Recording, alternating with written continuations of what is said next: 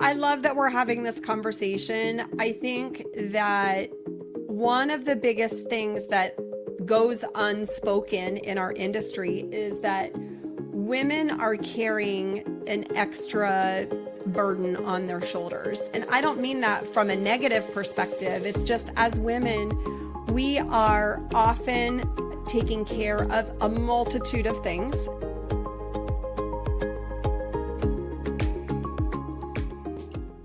Hi, this is Dr. Cynthia Tant with Sip, Sell, Repeat in Real Estate, and I am in Pensacola, Florida. And I have the great honor of speaking with Stacey St. John today.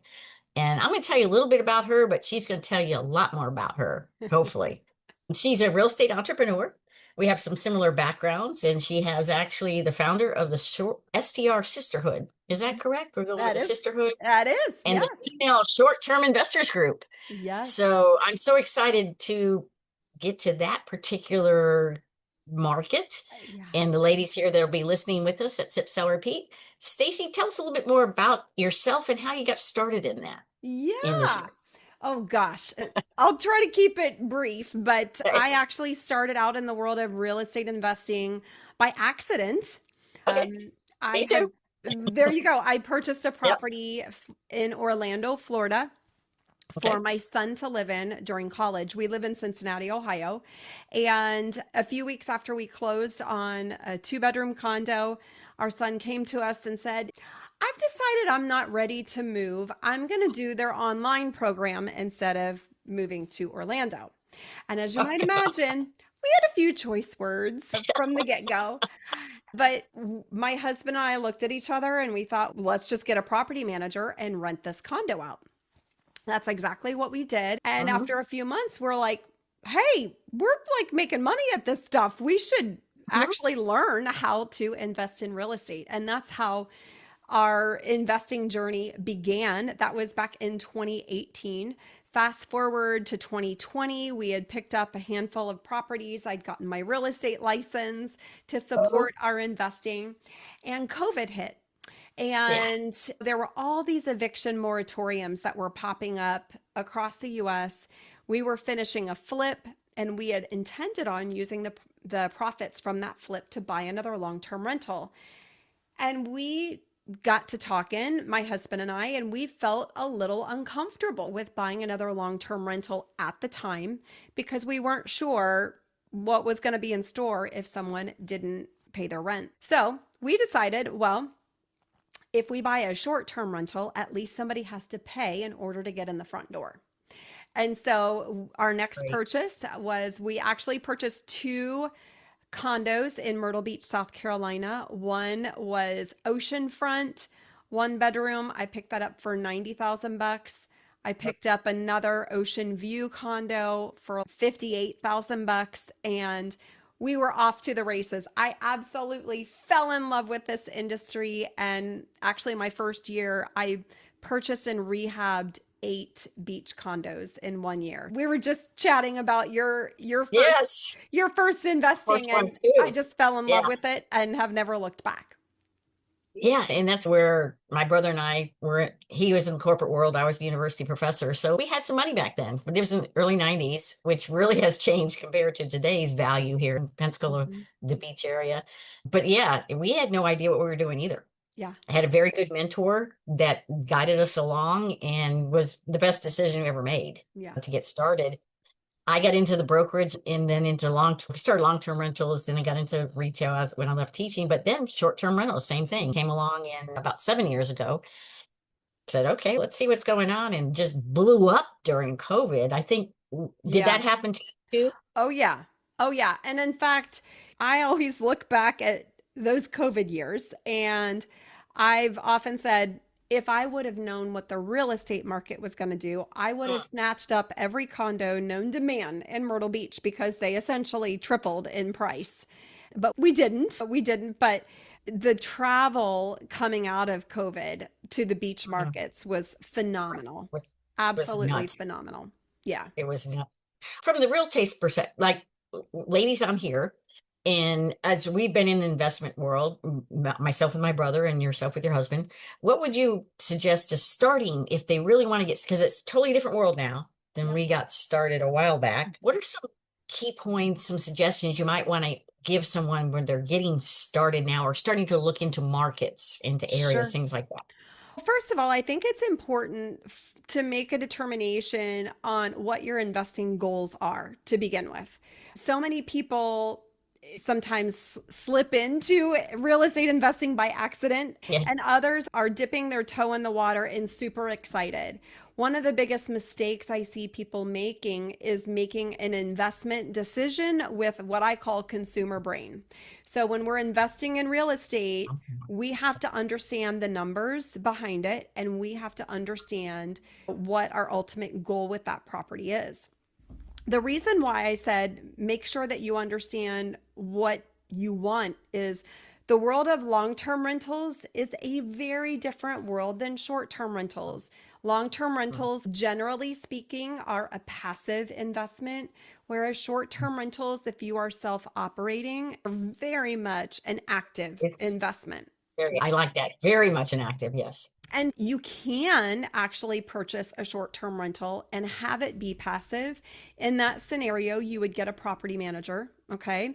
Or in our world of short term rentals, there are also co hosts, which essentially manage the day to day operation with guests. And you, depending on your relationship with your co host, you might manage some of the maintenance items while your co host is guest facing. But it's important to make that delineation from the get go. The other thing that I would recommend is talking with your tax advisor or your accountant, because investing in long term rentals has different tax benefits than investing in short term rentals does. So, the first thing I would say is talk with your accountant. You mentioned mentors. I think it's so important to find someone that you can learn from. I don't know about you, Cynthia. I learn stuff every day still. Oh, absolutely. Yeah.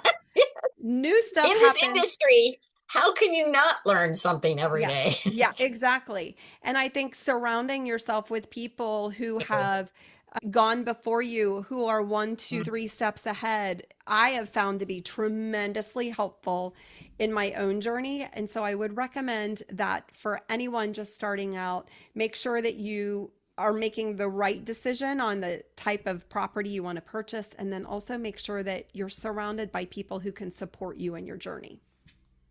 And I like that. And I definitely agree with that. So I'm going to put a little twist in here right now. I have a lot of friends who have retired, a lot of women who Mhm. have retired, who are sitting on cash. They're sitting on investments. I have tried and tried to, the guys, they'll give money to me. I'll go invest for them. Great, Mhm. thanks. Let's do it again. Mhm. The ladies, I have such a hard time twisting their arms to try to say, all right, we can do this as women too. Yeah. And what are some tidbits or some kind of information that you can also suggest, because of working with women, it's a different world It is and they're much more conservative with their money yeah. than some of the guys that I've worked with. I love that we're having this conversation. I think that one of the biggest things that goes unspoken in our industry is that women are carrying an extra burden on their shoulders. And I don't mean that from a negative perspective. It's just as women, we are often taking care of a multitude of things, number one. But also, we are dealing with oftentimes limiting beliefs where we are dealing with, my goodness, perfectionism. We don't want to make a mistake. Mistake. Yep. We also, as women, feel a sense of security, especially if we are investing alongside of our spouse. We Mhm. certainly don't want our spouse coming to us and saying, "Hey, honey, you said we should invest in this and it's not going so well." There Mhm. are several extraneous things outside of the actual investment that women are dealing with. We're dealing with busy lives, busy jobs, taking care of the kids, taking care of the household. We're then dealing with limiting beliefs, second guessing ourselves. We're dealing with, we want to make the right decision. You'll see I've got a sign up here that says progress over Progress perfection. over perfect. I was Absolutely. stunted for years by perfectionism. And it is such a huge stall to your growth. So I think that first and foremost, being aware of where some of your hesitations are when it comes to investing and being proactive about solving for those. It's sometimes really difficult to look in the mirror and say, I'm the one holding myself back. Oh, I agree with that. Yeah. Yeah. And I see your book, Live Big. So give me some ideas on how that's related to what we're talking about Yeah. on these limiting beliefs. Yeah. I will tell you, for years and years, I was plagued by limiting beliefs. I consistently relied on external people to give me confidence as a wife, as a mom, as someone in business. I was constantly looking for validation from other people. One of the most significant impacts in my own life and how I came to realize this was oftentimes I would rely on my own mom. As an adult, I would rely on my own mom to give me confidence each and every day as a wife and as a mom. And my mom died of breast cancer Oh, several years ago, more than 20 years ago now. But after she passed away, I realized, whoa, I not only lost my mom, I feel totally hollow inside because I had relied on her to give me confidence. Okay. Then the other factor is my mom was the most amazing woman you could ever imagine. And so for years, I was comparing myself against her and I was coming up short each and every time. And until I learned how I was allowing limiting beliefs to put me in the passenger seat in my own life. And until I learned to train my brain that, oh, wait a minute, I'm going to get in the driver's seat. And my mindset is actually very much within my control, utilizing my brain to be a tool that works for me instead of against me. That is what Live Big is all about. It talks about my journey and teaches other people how to unlock their next best version of themselves through understanding how their mind works and how they can truly train their brains for success. I love that. I'm very fortunate. My mom is still alive at 95. Wow. I know. And we do have some memory issues going on right now, but Mhm. physically, she's great. We're selling her friend who's 100. We're selling her house this week, and she Wow. has to go into assisted living, but she doesn't have anyone local that can help her. Mhm. My brother's caretaker of my mom, but my mom is happy as can be. Yeah. And I know what you mean because she was always very strong Mhm. and just everybody loves Miss Betty. And it was like everybody in town loves Miss Betty. And so she doesn't remember everybody, but That's she loves okay. everybody back. Yeah, That's and that's okay. what works it. And I love that live big because and I guess if most people describe me, I haven't, I don't believe in limiting beliefs. I never have. Something happened to me at a younger year of age. I basically told my dad, I'm going to prove to you that I can do anything I want to do.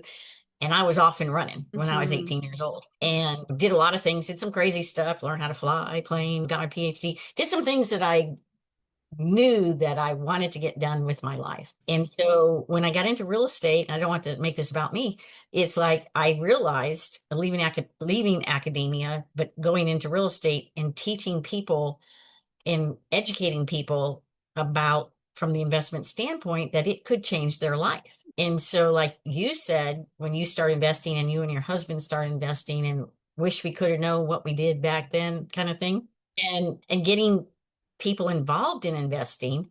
The other thing that I just thought about when you're talking about in the short-term rental business, when you said, I really like that when you said active, because I do have a property management business for Mhm. 25 rental, I guess it is. So I manage other people's. It is very active. Oh, girl. Yeah, and you got the cleaners. I just took my cleaners because I was out of town last week. So I just took them out to Taco Tuesdays. My cleaners and my assistants. And I said, okay, we're going to Taco Tuesdays because I'm leaving again on Friday to go to Alaska. I'm going to be gone 10 days. Guess what, ladies? All in your control. Yeah. I have great people working for me. I'm just very fortunate. Yeah. Um, when you What type of systems do you have? Because everyone says, oh, you got to have systems, you got to do this if you're going to do that. What kind of systems do you have in place with your investment business that has helped you grow to the point that you've wanted to? I know your Yeah. husband's involved with you in that Yeah. business, but what are your Yeah. strengths also, the two of you? Yeah, I will tell you for our own journey, systems make all the difference. Systems and people, right? You Mhm. mentioned you've got Yep, phenomenal people, yep, same thing. yep. And I just want to go back to, first of all, you said you've never been plagued by limiting beliefs. I want to say, girl, if you could bottle that up and I know. figure out what you How to did, do, how to tell everybody else. Because some that's people say, you just never, nothing stops you. I go, if you don't try, not going to happen. Oh. I'm also going to give your parents a shout out because there are people that are wired that way, but also it takes support from your Yeah, parents, your mom, you yeah. mentioned. My dad gave me the support to show him I could do it without, Yeah, and then yeah, my mom supported me along the way. yeah. So that's, That's yes, I amazing. agree. Yeah, That's amazing. yeah, yeah. Secondly, when it comes to systems, I also have a property management company. I manage Hmm. about 45 short term rentals. And I will tell you a couple of things. Property management software is so incredibly Yep, important. yep. There are a multitude of different property management softwares out there. If you are looking at purchasing and operating short term rental, make sure you're looking at short term rental specific property management software. Secondarily, dynamic pricing software. Yep. So important. We have to have our finger on the pulse of what our market is doing at any given point during the day.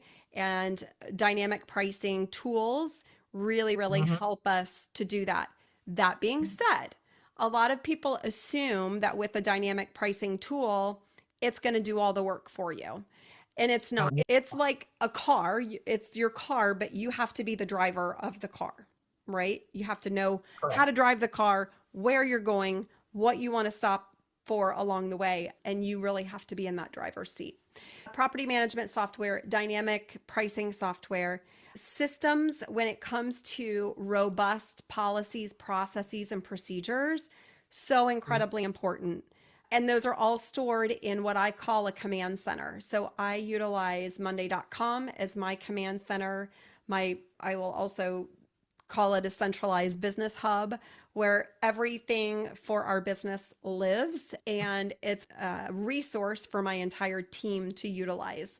But it really is the central focus point of our day-to-day operation, and everything stems out from there. Again, it's where our property data lives. It's where our systems, when it comes to policies, processes, and procedures, live. All of our owner information, all of our, again, property specific information, all of our cleaner information, it's all in there, right? And I'm adding to that every day still, right? Every day. I don't see anything that or how you couldn't add every day. And then having the policies and procedures, of course. Dynamic pricing, I agree, but man, one time I instituted something and I'm looking at the pricing, I go, as I use dynamic pricing too, I said, this doesn't make any sense at all of Mm, what you're pricing my property at. I said, where did these numbers come from? They were taking an event that was happening in Destin, which is an hour and a half from me, and mm, putting the prices in Pensacola. mm. Nobody's going to be coming to Pensacola to go to the event in Destin. And I'm going, oh, we have got to figure this out. Yeah, I said, because I just got screwed basically because the pricing was too high, like double. And I'm going, oh, this doesn't make sense. yeah. And I And think a lot of people that get into the short-term rental business, they don't pay attention to that enough. absolutely. And I hear a lot of people saying, I don't like using a dynamic pricing tool because X, Y, and Z. And just as I said, you've got to be in the driver's seat of the car. It is a car. And yeah, it might go without you, but it's going to make some wrong turns if you're not behind Correct. the driver's seat. So it's really important that you've got an understanding of your market, that you've got an understanding of your competitors in your market, and you are being strategic with how you are pricing your property, especially in the world. If you are on Airbnb and Vrbo, You've really got to have your finger on the pulse of how you're appearing against other listings. And then nothing to say, I don't know. My experiences with Airbnb versus Vrbo, I love Vrbo. Vrbo's been around Pensacola for a long time because we're a vacation destination. Airbnb, I have a little problem with, Okay. from the standpoint of the guest seems to be right all the time, no whether documentation you provide.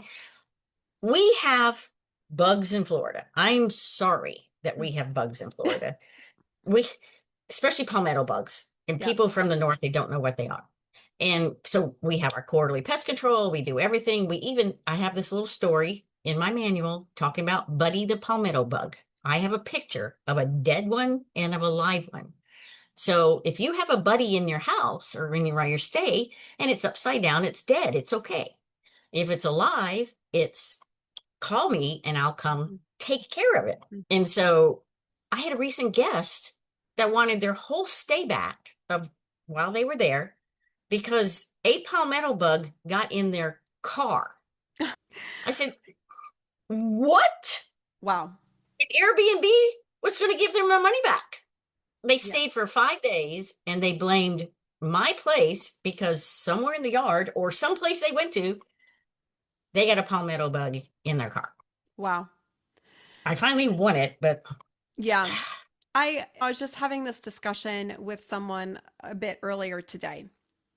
When we are talking about Airbnb, something that we have to understand is that Airbnb views the guest as their customer and us as the host as goods and services, if you will. oh, I like that. I like that. Okay, And good. Yeah, so exactly. and so with if without me, there's going to be another product, another good or a service that shows up as, hey, I want to be in your marketplace. And essentially, they are looking to entice the guest to book with them versus book with another platform. Or So, direct booking on the or website. direct Yeah. booking. Exactly. Yeah. And so I agree, Cynthia. There are certainly things that, boy, oh boy, make you scratch your head sometimes on why decisions are made or why they will side with a guest. And I think that we have to, in the short term rental world, be as proactive as possible Yeah. in marketing our properties through email marketing, having a great website, building a brand around your short term rental business so that people are looking for you, they're looking at you on social media. Will Airbnb always be a part of my business? You bet. They are a platform, but it should not be the only platform by which we are marketing our properties. Oh, I agree. And I don't know about in your market, but you're on the beach too, vacation destination, right? Mhm. I find the Vrbo guest to be a little bit nicer to my properties, if I Mm. want to say that. They rent for longer periods of time and they respect the property. Whereas I found that some, not all, but some of the Airbnb guests are just running through. Yep. Treat us like a hotel, like more Yep. of a hotel versus our hospitality and providing homes for them to be in. Yeah. And it's interesting because at least I don't know if this is like it in where you're hosting, but I even have some properties where, generally speaking, I've got, let's say, 50% of my bookings come from Airbnb and 20% come from Vrbo. I have specific properties where that's flip flopped, where 50% of the bookings will come from Vrbo and 20% are from Airbnb, which I always think is an interesting dynamic. But I think, generally speaking, and I'm curious to get your thoughts on this too, generally speaking, I think that the Vrbo guest is more seasoned when it comes to their age. They're probably skewing a little bit older. Um, Yeah. and I don't know if that has any impact, but I also think that the Vrbo guest has been trained, if you will, that they're staying in someone's home. Whereas the Airbnb guest is looking for the best experience. They tend to be, not always, but they tend to be more persnickety and sometimes appear more entitled. They feel like they're entitled. And Oh, I agree with that one. Yeah. So I think Yeah. I actually have someone that I co host for, and she's actually considering pulling her property from Airbnb because she has experienced some challenges with the guests that come from there. So, what I think is important is to number one, be aware, be mindful of what's important to you as an owner or an operator of a short term rental. And number two, have a diverse stream of booking mechanisms. So if you're Mm. going to be on Vrbo, great, be on Vrbo. Don't just rely on Vrbo. Right. Have a direct booking website. I think that's so important to make sure that you're not building your entire business on someone else's Yeah. land. Yeah. Yeah. No, I agree. And then getting the direct booking, but then with, what was it? It was HomeAway first. Vrbo bought HomeAway. Expedia bought Expedia. Vrbo Yep, HomeAway. yep, I get a lot to Expedia from because they're on there too. I don't yep. know why. Now, are you on booking.com? No, I am not. I am Have not you? either. I am I not didn't either. like the way their model was, their business model was.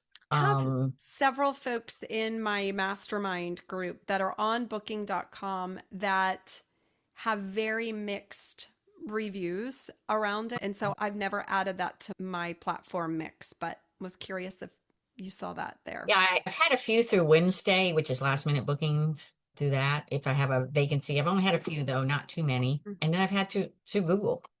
Like, Yeah, okay, I I've gotten don't some through Google as know. well. Yeah. It hasn't been promoted that much because Airbnb and Vrbo have sucked out a lot of these other companies that have come in. But oh, before I forget, how can we get in touch with you? Give us some information Yeah. about how, all of our guests here that are watching, how we can catch up with you. Yeah, absolutely. So, best place to find me online is my website, which is staceystjohn.com, STACEYSTJOHN.com. You can also find me online on Facebook and Instagram. And of course, would love to welcome you inside of our Female Short Term Rental Investors Facebook group or the STR Sisterhood, which is my podcast, but also an online community of women who are investing and operating in short term rentals. I'm going to definitely get on here and figure out. We talked before, we've been to other conferences and stuff. I know we've met each other Yeah. and this has been great. So don't do it now. But when we Okay. get off, I have this little, where'd it go to? I have this little coffee cup. Oh, There it is. yay. That I want to send to you for being my guest. Oh, I And love that. so when we get off, we'll get your address and something. Let me ask you a question. What's the wildest short-term rental story you've ever had in one of your, what's the craziest thing that's ever happened? That is such a good question. That you just went, what? Thankfully, knock on wood, I personally have never had to deal with party situations. I know that has Okay. happened to so Yeah. many people. Yeah. Probably the wackiest thing that has happened is since I'm in Myrtle Beach, I'm in a lot of resorts, so condo Right. buildings. And one particular property was right above the pool area.